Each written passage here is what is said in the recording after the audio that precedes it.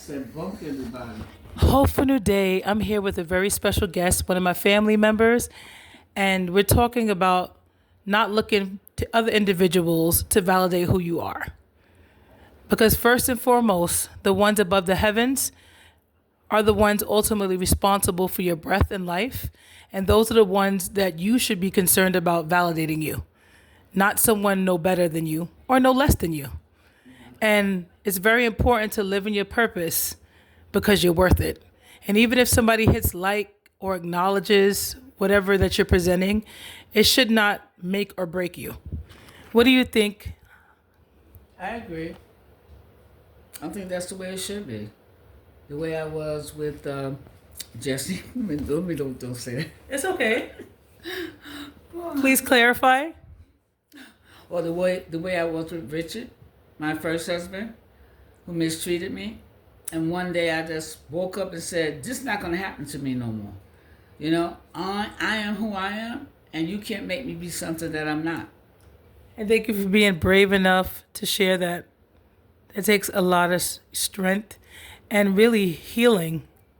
So, what was your breaking point? One day I was praying. Remember I told you I was praying. Every time I'm in the bed, I'm praying to Jehovah, please don't let him kill me. Please, Jehovah, let me survive so I can get out of here. And for some reason, Jehovah gave me the strength to leave when I was 25 years old. And I left, and nothing happened to me. So I believe Jehovah blessed me so that I wouldn't get killed by this man who was a nutcase. So it takes healthy acknowledgement and then proactivity after that acknowledgement. Jehovah gave me the strength to leave him. Yahweh would bless it. I was a little bit of a coward before I prayed to Jehovah. But once I kept praying to Jehovah, and he gave me the strength to be able to leave him before he killed me. And it's very important to continue to build up your self-esteem as a female and a male, because when you do that, you are bound to not remain in those situations longer than you should. Yeah. And it's important to know that when you continue to remain in things that are very heavily toxic for a long time, it weighs down on your self-esteem. It chips away at your self-worth. So you are stepping away because you love and respect the life God graced you with.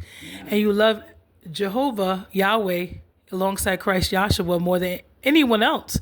And if you're allowing people to continuously disrespect you, it's like disrespecting the priceless gift God graced you with, and that's disrespecting God. You hope people the best that they will change, but you can't force them to change. So you have to step away and believe the evidence. And I didn't even know Jehovah then. I knew God. I just said God, but I really didn't know who Jehovah was at the time. But I know that it wasn't Jesus. I knew it was someone that created Jesus, but I didn't know his name was Jehovah. I just said God. And I think he really blessed me, because I think that if he hadn't, I think I would have stayed just like that doctor that I work with told me, if you don't leave that man, he's going to kill you. Well, I'm and glad. praying to Jehovah every night before I go to sleep is what kept me up enough. And then I just said, I'm out. I can't stay here no more. That is a very empowering story, and that can happen in friendships as well. That can happen in job acquaintanceships, wherever you are noticing an habitual, more self-absorbed, jealous, driven, spirited connection, and a more one-sided connection that chips away at your self-esteem to the point it adversely affects your connection with Yahweh, then it's wise to step away, no matter how hard it may seem. And we all have come from different walks of life, and sometimes we're used to those dynamics, or we don't see it too clearly because we're so hurt and wounded when we got into the relationship that it was hard for us to really see that we're not worth that, and they're not worth being dumbed down by being controlled by their unhealthiness. But once again, we can't make people see themselves. We can only be willing to accept the habitual evidence and keep moving forward. I'm glad I'm here to speak to you still. I love you. And thanks again for sharing that story.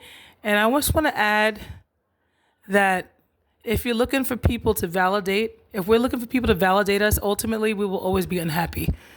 That's true. It's important to, like Yahweh inspired in the preserved scriptures, to love Yahweh first and foremost, get to know Yahweh continuously in the inspired, preserved, and historical scriptures.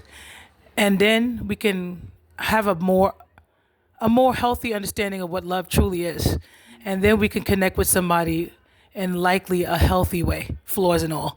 So this is the end of our interactive session of validation, and I look forward to collaborating with you again. Me too.